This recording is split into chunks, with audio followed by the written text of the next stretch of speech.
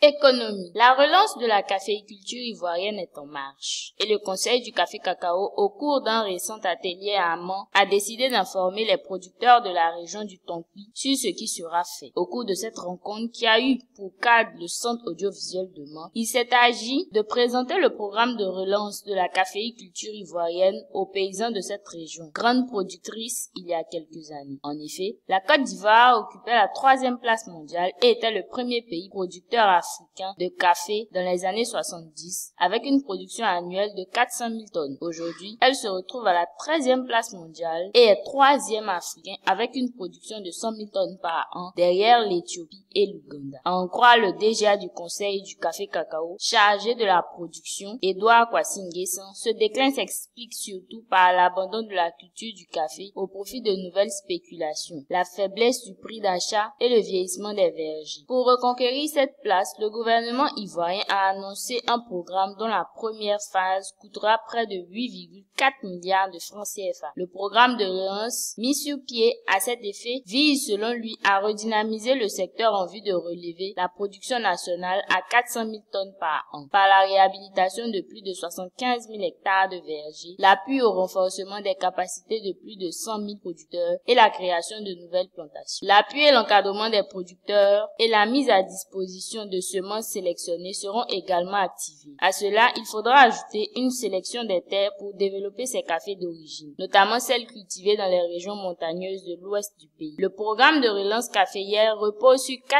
axes stratégiques, à savoir l'amélioration de la production et de la qualité, la valorisation des spécificités des cafés origine Côte d'Ivoire, la commercialisation, la transformation et la consommation. Enfin, il est expliqué que le dit programme comprend 2 phases. La première qui va coûter 8 milliards 331 millions 861 000 francs CFA et sera financée par le Conseil du café cacao pour de 2013 à 2018. Et sa mise en œuvre sur une période de 5 ans doit permettre d'augmenter et d'améliorer le volume et la qualité de la production nationale pour atteindre 200 000 tonnes de café marchand à l'horizon 2018. Quant à la seconde phase, elle s'étendra de 2018 à 2023. Repositionner la Côte d'Ivoire sur l'échiquier mondial et africain dans le domaine de la production du café. C'est ce à quoi le Conseil du café cacao s'attelle pour les 10 années à venir. Le Centre national de recherche agricole en abrégé CNRA, qui dispose de variétés performantes avec des rendements qui peuvent aller jusqu'à 2 tonnes à l'hectare, sera sollicité. Surtout qu'actuellement, le rendement actuel n'est que de 300 kg à l'hectare. Et si les producteurs arrivent à multiplier